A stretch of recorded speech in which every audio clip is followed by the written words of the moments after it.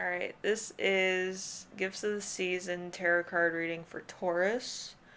Short and sweet, there's only 3 cards. Yay.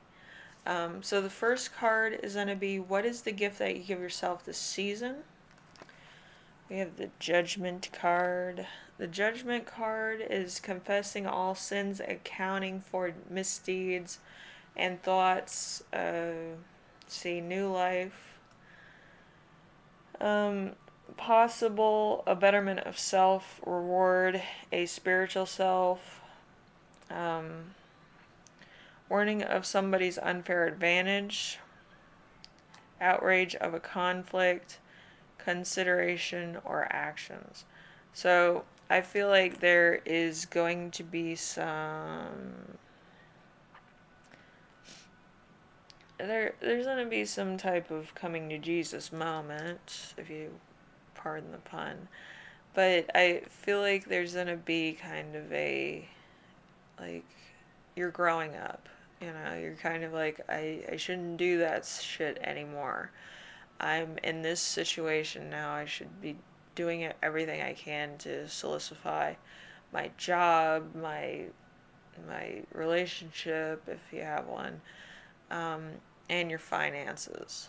I feel like this is kind of not the time nor the place, but I also feel like spiritually you're going to have to reconnect to self. You're going to have to ground yourself. Usually, grounding has to do with you connecting to the world, which is kind of a purity level of self. It's kind of like, oh, you have to like put your feet in the soil and all this shit. No, like, you have to understand that you have to ground yourself in a base reality and a reality of self and what you need, okay? Understanding your needs, wants, and aspirations is a grounding technique. Um, it's a grounding technique in meditation as well as hypnotherapy, actually. So, if you know where you're going and why and what you want and you actually work on that, nobody can sway you off the path of what you want to achieve.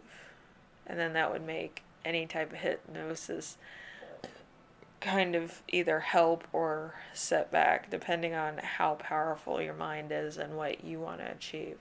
Usually, people that are heavy in the spiritual realm of meditation and stuff, they can actually have lucid dreams that they can control and actually put that into their real world experiences to achieve more in manifestation and things.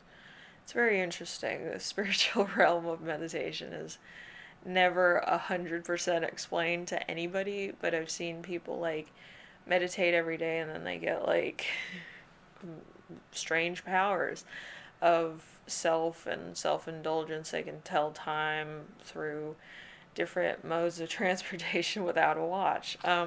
And they also can know when danger's about to happen, so they can avoid certain instances and events from happening. It's kind of like getting a little bit more primal, but it's really pretty cool to see, though. Whether you're sentient or primal, you kind of have the same wiring when you get a grounding technique down. So number two, we have, what should you give others in the coming years? We have the King of Wands. The King of Wands is well intended but severe. Idealistic to the point of blindness, overly religious and intolerable.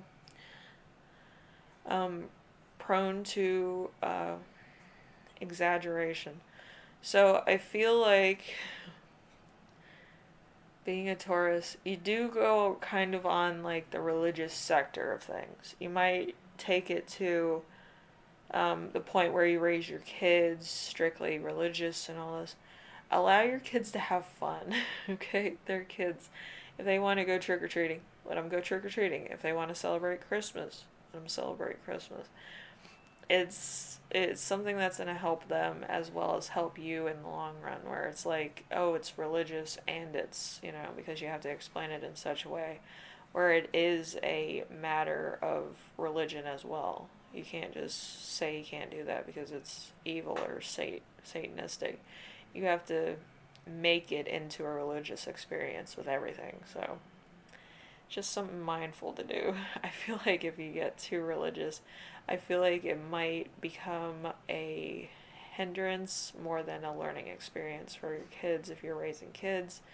And if you have a spouse, it might kind of turn them off from continuing a relationship. So it might be a bit of a fine line between being religious and maybe going too far with it. Okay, so just kind of, if you want to be like religious, that's your deal. But you have to understand not too many people are religious, and they might kind of back away from you if you are religious. So just be aware of that.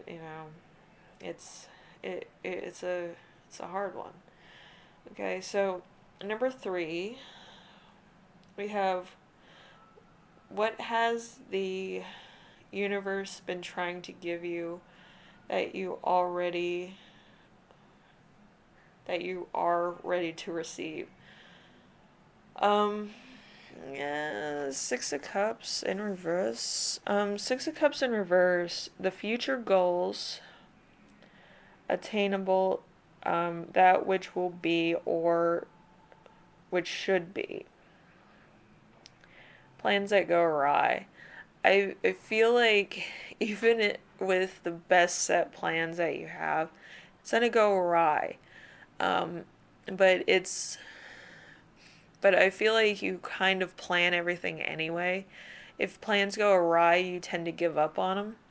But I feel like you have to grow into dealing with chaos. Okay, some Tauruses they have OCD about certain things, but I feel like it's a lesson in patience with people. Okay, I feel like you're gonna have to take on the chaotic with a well planned idea and understand that perfection cannot be hit if you're raising children, you have a dog, a cat, or you're growing up. Like if you get older and older, like usually you get into a routine and the fun's gone for most people.